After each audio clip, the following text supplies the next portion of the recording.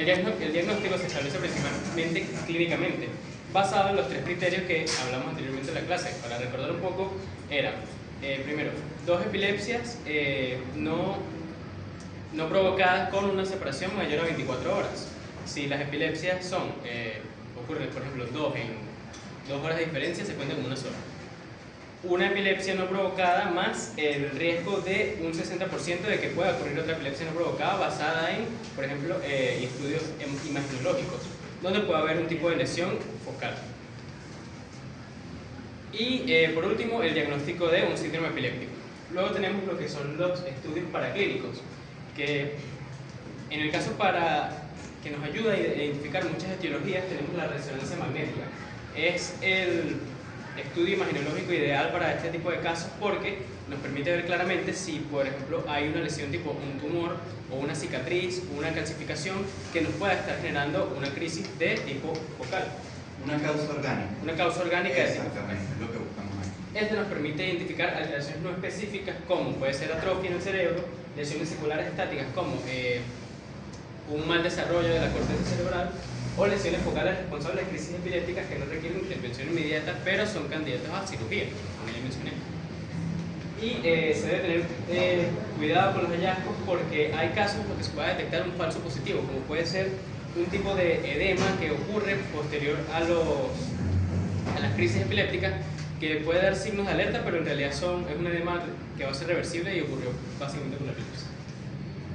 Luego tenemos la tomografía computarizada, la cual no es muy buena de usar en estos casos por la calidad y diversos motivos, y simplemente está indicada cuando no se dispone de resonancia magnética o cuando está contraindicada en el paciente. Principalmente por esto, porque el porcentaje de éxito es aproximadamente de un 30%, lo cual nos deja un amplio margen de error si utilizamos esto por encima de la resonancia. Pero en situaciones de emergencia médica nos sirve para ACVs, hipertensión intracraniana, infecciones o descubrir calcificaciones cerebrales. Luego tenemos uno de los métodos, o el método diagnóstico más importante para la epilepsia, que es el electroencefalograma. Yo por supuesto ahorita no les sé decir cómo se lee un electroencefalograma porque esto es trabajo para los neurólogos o para los electroencefalografistas. Pero un electroencefalograma no es más que un tipo de prueba complementaria, digamos de cierta manera similar a lo que es un electrocardiograma, la cual se basa en la medición de la actividad eléctrica en el cerebro mediante el flujo de iones en las neuronas por la colocación de electrodos encima del cuero cabelludo. Y ahora tenemos el tratamiento. En el tratamiento primero empezamos con la parte del manejo de la crisis en la emergencia. Primero que nada, como en toda emergencia, en todo paciente que llega se debe proceder con el ABC del manejo del paciente, asegurar la vía aérea, medir la presión arterial, que la oxigenación esté bien, la hipoglucemia, etc. Luego de esto, las crisis normalmente deberían resolverse a los 5 minutos. Si las crisis pasan de los 5 minutos, entramos en un estado conocido como el estatus epiléptico. El estatus epiléptico nos indica que cuando una crisis pasa más de 5 minutos se entra en un estado llamado como T1. Al entrar en este estado se empieza tratando el paciente con benzodiazepinas para controlar las contracciones musculares, etc. Si la benzodiazepina en un primer caso no nos sirve, se puede repetir otra dosis a los 5 minutos. En caso de que esto no sirva, se usan fármacos de segunda línea para intentar calmar la crisis. Al llegar a los 30-40 minutos aproximadamente, el paciente entra en un segundo estado conocido como T2, que este es un estado que nos indica que ya puede haber daño neurológico permanente para el paciente. Y aquí lo que se hace es someter al paciente a un coma inducido, no solo para controlar los síntomas, sino para evitar ese daño neurológico permanente. Bien, Luis, ya va, papá. ¿Hablas acerca de las benzodiazepinas después? Llega el paciente, porque si la crisis no se... administración precoz de benzodiazepinas, pero ¿cuál? Lorazepam, diazepam son las principales. Exactamente. Por vía intravenosa y eso es un punto importante. intramuscular. Entonces, primero muchachos, vamos a manejar la crisis, a estabilizar el paciente. Eso, bueno, sé que para muchos puede parecer obvio, pero es importante recalcarlo. Ahí nos habla de proteger vía aérea y administración precoz de benzodiazepina. Acuérdense siempre del ABC. ¿Cuál es el ABC en los primeros auxilios, muchachos? El A. Asegurar la vía aérea. Dice circulación, exactamente. Entonces tenemos que tener ese paciente, como nos decía el doctor Dávila en la emergencia, cada paciente que les llegue, independientemente de por qué llegue, oxígeno vía monitor, siempre. Oxígeno, vía periférica y conectado a monitor.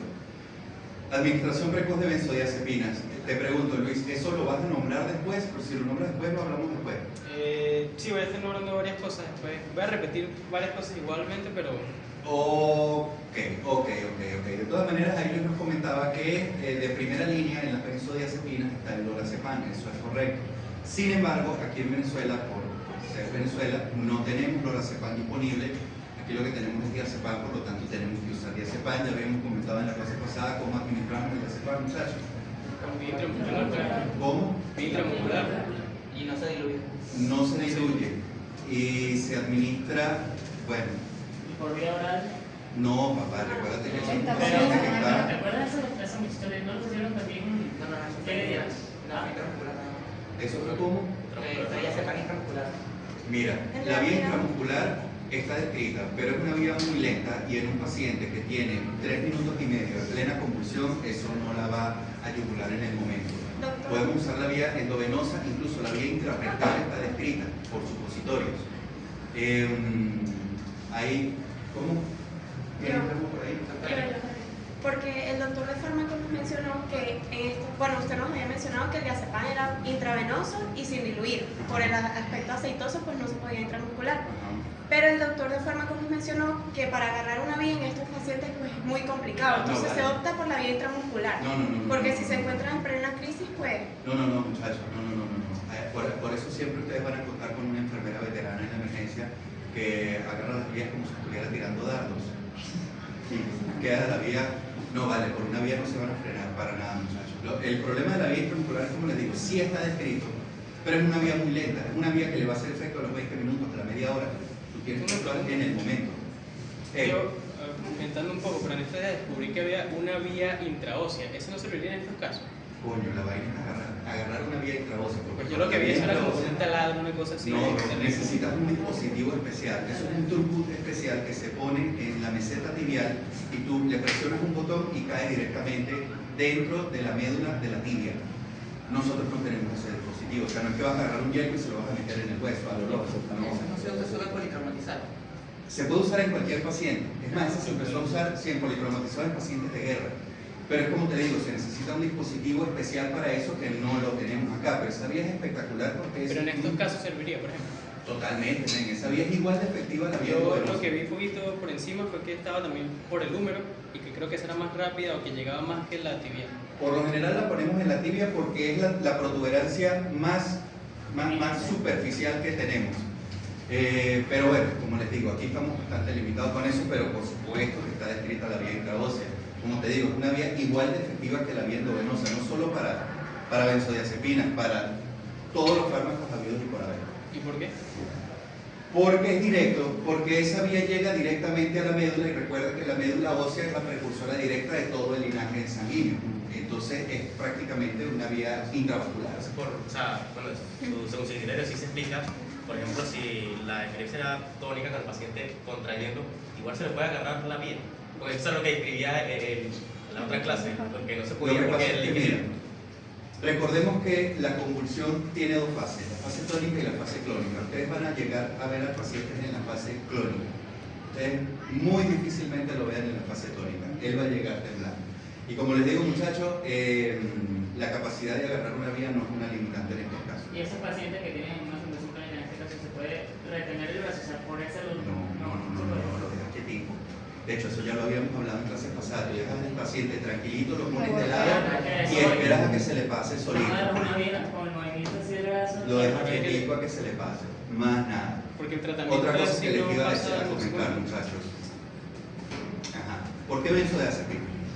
Porque las benzodiazepinas actúan por los canales de cloro de las células y ¿En qué receptores específicamente? GABA. GABA. Muy bien. Entonces, Ya por ahí tienes media respuesta, Ali. nos van a dormir las células, sí, más o menos a dormir las células. ¿Qué hacen los receptores GABA?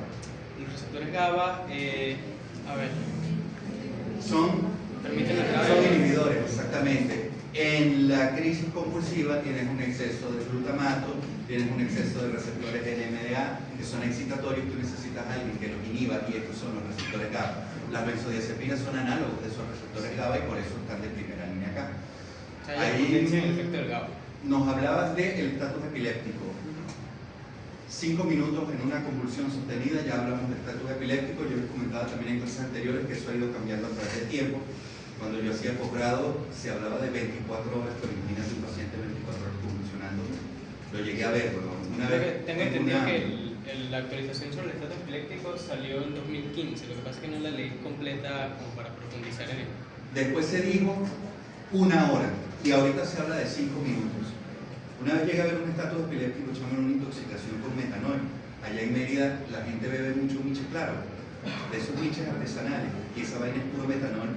Y el paciente duró 15 días convulsionando, que ni en sedación profunda, y ahorita nos hablabas de eso, de que cuando no cede en 5 minutos y no cede con nada, se induce a un estado de coma. Eso es lo que entra en sedación profunda, ahí ya entra con fármacos anestésicos, barbitúricos, propofol. Ni con eso el paciente dejaba de convulsionar, por supuesto ese paciente se murió. Eso fue provocado por metanol, y por lo que beben por ahí, es peligroso. ¿Qué más? Bueno, síguela, Luis. Y el enfoque a largo plazo del tratamiento epiléptico se inicia después de la segunda crisis no provocada o después de la primera crisis no provocada, sí hay lesiones neuromagnéticas, etc. Pero esto es básicamente si hay mayor al riesgo del 60%, como lo expliqué ahorita. Aquí decimos que el enfoque más utilizado en las crisis epilépticas es recetar medicamentos anticonvulsivos, o si las crisis no ceden a una monoterapia, se usan fármacos antiepilépticos. Pero aquí a mí me pareció importante destacar que ya hoy en día no se le llaman fármacos antiepilépticos, sino medicamentos anticrisis, porque pues al final estos fármacos no resuelven lo que es la epilepsia como tal, no resuelven la epileptogénesis, sino lo que hacen es calmar las crisis. Y siempre se debe iniciar a dosis bajas e ir aumentando gradualmente estos medicamentos anticrisis a largo plazo. Luego tenemos otras dos vías alternativas, que son la dieta cetogénica. Esto ocurre en pacientes refractarios. Un paciente refractario es un paciente que no cede al tratamiento farmacológico habitual después de que ya se le asignan 2 fármacos a los que el paciente responde de buena manera, pero que llega un punto en el que ya no cede más. Esto es una dieta alta en grasas y baja en carbohidratos, que induce un estado de cetosis con propiedades anticonvulsivantes. Es decir, esto lo que hace es aumentar el nivel de cetonas disponible en el cuerpo. Las cetonas son un mecanismo alterno de energía que produce el cuerpo después de que ya no tiene más glucosa ni tiene más glucógeno. Y se ha comprobado que las cetonas son o ayudan al cuerpo a aumentar los niveles de GABA significativamente. Por eso es que se recomienda esto a los pacientes en estos casos. Y para los pacientes refractarios también tenemos las cirugías antiepilépticas, que es un tratamiento de elección en pacientes con epilepsia focal farmacoresistente, en los que se ha identificado un foco epileptógeno rescatable sin que sufra un déficit neurológico, o que cualquier riesgo que pueda haber sea aceptable para la calidad de vida del paciente. Ahora tenemos más o menos un resumen de lo que les acabo de explicar, ¿no? En el manejo de emergencia está la estabilización inicial por vía aérea, ventilación, circulación, oxígeno. La glucemia es importante pues porque en estos pacientes, como se comentó en la clase anterior, el movimiento constante de los músculos de manera involuntaria genera un gran desgaste de energía, y llega un punto en el que los niveles de glucosa bajan de manera estrepitosa, y también eso puede ser causante de lo que viene siendo la epilepsia. Más o menos como una etiología metabólica para la epilepsia.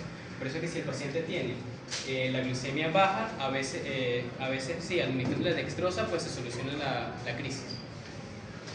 Luego tenemos los fármacos de primera línea, como es el diazepam intravenoso o midazolam intramuscular, que se puede repetir una vez si es necesario. Padre, lorazepam, de primera línea de elección, siempre. Aquí no lo tenemos, pero bueno, o sea, el día de mañana no sabemos dónde van a estar ustedes, muchachos. Si ustedes, por ejemplo, les toca trabajar en Colombia sí tienen lorazepam y es el que vas a indicar de primera línea. Allá llegas a indicar un diazepam de primera línea y te van a mirar feo. Entonces, pilas ahí. Con respecto al diazepam y al midazolam, bueno, de hecho, ahí están poniendo el diazepam endovenoso. Me lo estás poniendo. Sí, creo que me salió mal la imagen. No, marico, es que se pasa endovenoso. Es como te digo, la vía intramuscular es una vía muy lenta, y ahí describen el midazolam intramuscular, que está bien, está chévere. Hay veces donde no se puede agarrar una vía y tú intramuscular. pero siempre se prefiere la vía endovenosa por la rapidez de su acción. Entonces, bueno, tengan eso en cuenta, muchachos. Con respecto al diazepam y al midazolam, recuerden que el midazolam es de vida media corta. Es probable que vean crisis refractarias con el uso de midazolam. O sea, eso quiere decir que la crisis yugule en el momento, que calme, pero que a los 10-15 minutos vuelva a ser otra crisis porque pues, es de vida media muy corta. El diazepam tiene una vida media intermedia y lo puede proteger un poco más. Háblanos de la segunda línea. Los fármacos de segunda línea está compuesta por otro tipo de fármacos que se ingresan también de manera intravenosa, como puede ser la fenitoína, el valproato o el levetiracetam. Estos son fármacos que cada uno tiene un distinto mecanismo de acción. Y los medicamentos anticrisis, dependiendo de su mecanismo de acción, tienen un espectro más amplio o reducido. Por ejemplo, bueno, creo que están haciendo diapositiva, pero está el Carabexitam, creo que se llama, que son los fármacos que pertenecen al grupo que actúan bloqueando los receptores de sodio. Estos son fármacos que se usan principalmente en crisis focales, no en las generalizadas ni mucho menos en las de ausencia. Y estos fármacos son de espectros reducidos, más estrechos. Si no me equivoco en este momento, creo que la fenitoína es uno de los fármacos que tienen un espectro, no, perdón, es el valproato, un fármaco que tiene espectro amplio, porque este cuenta con... Levetiracetam es de amplio espectro. Okay. Y es uno de los más usados porque no precisamente tiene mucho... al ser de amplio espectro nos cubre todo tipo de convulsiones, Sí, creo que focales, generalizadas, crisis de ausencia, nos cubre toda vaina. Con respecto a la fenitoína, muchachos, la fenitoína tiene una dosis de impregnación. ¿Leíste algo de eso, Luis? ¿Cómo impregnamos cómo administramos la fenitoína? ¿Qué otro nombre tiene la fenitoína para empezar? Es el nombre comercial. El epamina es el nombre comercial. Keppra. Pero eso no se llama sino Keppra es el nombre comercial del levetiracetam. No, muchachos, nombre comercial. No se aprenden nombres comerciales, por lo menos ahorita que están en formación, acostúmbrense siempre por ir por lo genérico, porque el día de mañana otro laboratorio saca otra vaina con otro nombre y es lo mismo. La fenitoína es difenilidantoína, se conoce también. Es un fármaco bastante delicado, con un rango terapéutico bien estrecho, que necesita una dosis de impregnación. ¿Leíste algo de eso, Luis? De 16 a 18 miligramos. De 0 a 16. Y Más puede o ser menos también 18 20 miligramos por si kilo, la exacto. persona no responde. ¿Cómo administras esa dosis? Bien, Karen, ya que nos hablaste de eso, cuéntanos, échanos el cuento con. Está bien, esa es la dosis de impregnación, pero ¿qué Creo haces que ahí? se administra en un periodo de 45 a 55 minutos y se tiene que diluir en solución, aproximadamente 300-350 mililitros. No tanto, en un buretrol de 150 diluyes eso. Por lo general son 10 ampollas de fenitoína que tú diluyes ahí y lo pasas en unas 2 horas. Esa es la dosis de impregnación, después lo dejas con una dosis de mantenimiento. El valproato. No todos son candidatos a valproato, tienen que tener especial consideración en pacientes hepatópatas porque es arrechamente hepatotóxico, produce aumento de transaminasas. Pilas es una de las precauciones más delicadas con el valproato. Yo personalmente, como internista, nunca he mandado ese tipo de fármacos, les tengo demasiado respeto, prefiero mandárselas al neurólogo y que él haga su receta. El fármaco que lo vimos, necesitaban muchísimo el valproato, de hecho. ¿Cómo así, no? Nosotros en el fármaco estamos viendo también fármacos antiepilépticos y en el Velázquez y en el Flores destacan muchísimo el valproato. Es el ¿Cómo así que lo dejas? sí, es el tratamiento de primera línea de casi todas. Los síndromes epilépticos que dicen que tienen es de muchos primera mecanismos de línea. acción. Pues. Mucho. Pero tiene muchísimos efectos adversos también. Entonces es un fármaco de cuidado. A diferencia Del levetiracetam. del levetiracetam, Ese es un fármaco nuevo. que es un fármaco de nueva generación, tiene menos efectos adversos, tiene menos interacciones con los demás y es de amplio espectro y como les decía, nos cubre casi que todos los tipos de convulsiones. Ese es el famoso Keppra, Luis, el levetiracetam, bien caro que es, por cierto. Pero bueno, ahorita es de las mejores opciones que tenemos acá en este país tan limitado, es de los mejorcitos que tenemos. Ajá, si falla, ¿qué hacemos? Si falla, ¿cuál? Ahí, si falla, Si falla. Ah, ok. Si falla, bueno. Si falla, esto es cuando ya entra el paciente en T2 del estatus epiléptico, pues se ingresa a cuidados intensivos mediante anestésicos como el propofol y el midazolam.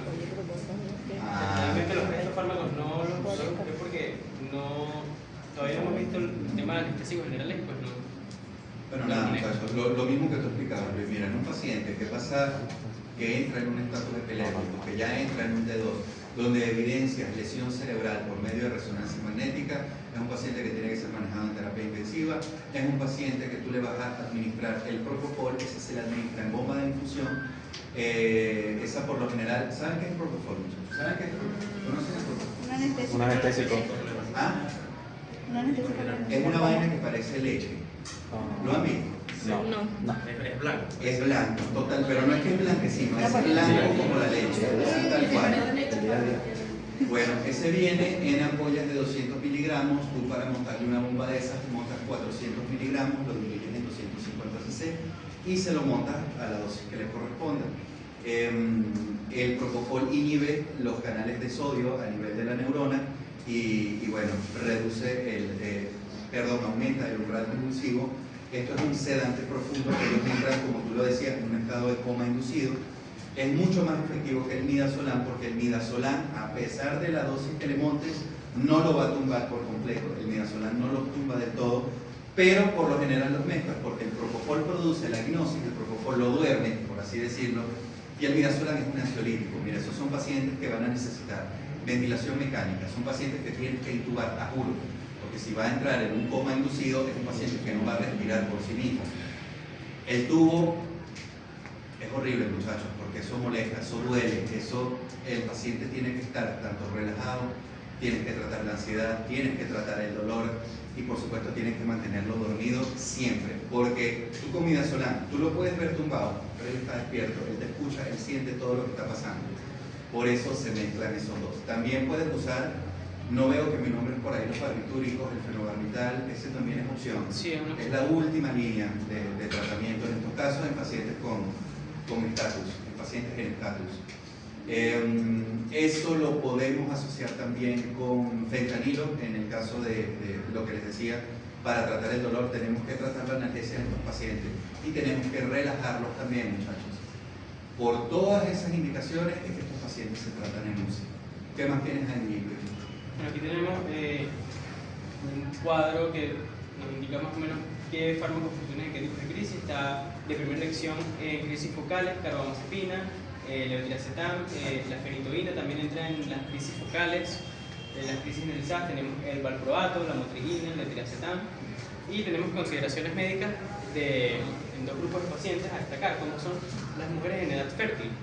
Porque las mujeres en edad fértil se asocia a riesgo teratogénico, sobre todo en el valproato, de alrededor de un 6% en el primer trimestre, que puede hacer que si tienen hijos salgan con congénitas. ¿Cómo? Malformaciones Con congénitas. malformaciones congénitas. Y en los ancianos o pacientes que presenten comorbilidades, porque estos son pacientes con un metabolismo más lento. Y aparte de eso, que ya están utilizando otros medicamentos para diferentes patologías que se les presentan. Y se usan a dosis aún más bajas fármacos como el levetiracetam, que como ya dijimos es uno de los más seguros hoy en día, o la lamotrigina. Y las opciones no farmacológicas que ya les mencioné de la dieta cetogénica y la cirugía epiléptica. Está bien. Por cierto, muchachos, un dato aquí curioso. Esta es una de las pocas indicaciones terapéuticas de la dieta cetogénica ahorita que está tan de moda. El 95% de las personas no tienen idea de estas vainas, pero es algo que es bueno que se lleven. O sea, entra en el contexto de pacientes epilépticos y en la pérdida de peso a corto plazo. Cuando les digo corto plazo, es en un periodo de 3 a 6 meses, no más de ahí. O sea, lo que les quiero decir es que una dieta cetogénica a largo plazo es totalmente inviable y por supuesto que en el adulto, de hecho ahí recalca Luis, y está muy bien que dice que es efectiva en niños, porque en adultos está asociada a un mayor riesgo de eventos cardiovasculares. Entonces, pilas ahí, muchachos. No todo lo que vemos en redes es cierto. Y hay mucha gente hablando paja por ahí. Sigue, Luis. Y aquí tenemos un pequeño repaso a los mecanismos de acción, que están disponibles en los diversos fármacos antiepilépticos. Y primero están los que bloquean los canales de sodio. Estos estabilizan la membrana neuronal, evitando la propagación de la descarga. Estos, como ya mencioné varias veces, son más útiles en crisis de inicio focal. Son ineficaces en crisis generalizadas, ausencias y micronías y pueden agravar las crisis de ausencia. porque esto, primero, son ineficaces en crisis generalizadas porque solo actúan en una de las diversas redes de ataque, por así decirlo, de la epilepsia. Y pueden generar problemas en las crisis de ausencia porque las crisis de ausencia ocurren por... A ver, esta parte la entendí muy bien, doctor, cuando la leí. Las crisis de ausencia están mediadas por unos canales que se llaman canales de calcio de tipo T, porque son canales de calcio talámicos. Entonces, estos, según lo que entendí, son unos canales de calcio que actúan como un tipo de marcapasos y se comunican con las células de la corteza cerebral. Y cuando hay una crisis de ausencia es porque estos aumentan a una frecuencia de 3 Hz. Esto quiere decir que se activan 3 veces más lo que se deberían activar y crean un tipo de sincronización que hace que el cerebro como que se active bruscamente y se desactive bruscamente a la vez, haciendo que el paciente se quede ausente. Ok. ¿Es eso? Ya lo explicaste. Ok. En ejemplos de estos fármacos tenemos la fenitoína, carbamazepina o valproato a bajos niveles, porque recordemos que el valproato tiene diversos mecanismos de acción. También tenemos lo que acabo de nombrar ahorita, los fármacos inhibidores de canales de calcio de tipo T, que es básicamente el mecanismo de acción de los que acabo de nombrar ahorita. Estos canales de calcio tipo T son canales de calcio que funcionan a baja frecuencia. Entonces, al inhibir estos canales, bajamos la frecuencia que ya subió, que nos está generando las ausencias, y normalizan al paciente y mantienen las crisis a un plazo más largo. El ejemplo más resaltado de estos fármacos es la etosuximida.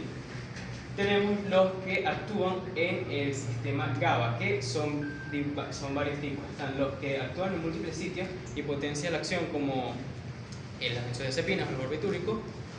Tenemos fármacos que inhiben la recaptación del GABA, como la diagabina, y fármacos que inhiben la acción de la enzima GAD, que es GABA descarboxilasa, que es la enzima, básicamente es la enzima que degrada el GABA. Entonces, ya al esta enzima no hacer su función normal, tenemos más GABA disponible para aumentar la inhibición en el paciente. Entre estos ejemplos tenemos la gabapentina y el valproato. Tenemos los fármacos que actúan en los canales de potasio, inhibiendo los canales de potasio tanto a nivel presináptico y postsináptico. Estos actúan a nivel presináptico porque duermen a la célula y evitan que básicamente la célula, los neurotransmisores como el glutamato salgan de la célula y lleguen hacia la célula postsináptica. Y en la célula postsináptica, pues al dormir también esa célula, básicamente recibe menos interacciones con los neurotransmisores que le lleguen, si todavía le puede llegar uno. Tenemos fármacos que actúan en el sistema glutamatérgico, induciendo su inhibición, acoplándose a diferentes receptores como los receptores AMPA y NMDA. Y su ejemplo principal tenemos el perampenel. Y tenemos fármacos que tienen otros mecanismos de acción distintos, como el levetiracetam, el cual se acopla a la proteína SB2A, modulando la liberación de glutamato y controlando la excitación del neurotransmisor en las neuronas. Y la gabapentina o pregabalina, que estos son físicamente son de estructura igual o clonada hacia el GABA, pero estos no son en los receptores GABA, sino que bloquean la entrada de calcio presináptica, evitando la liberación del glutamato. Y aquí tenemos las consideraciones que ya les nombré al principio de la epistola, que restablece el equilibrio de excitación e inhibición, y su limitación está que calman las crisis pero no curan la enfermedad, y la terminología que actualmente se usa, medicamentos anticrisis por encima de fármacos antiepilépticos. Gracias.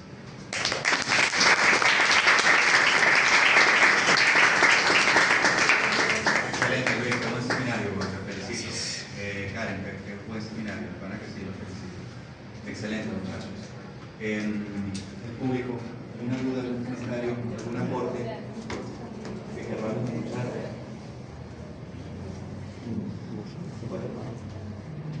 ¿Qué más tenemos más?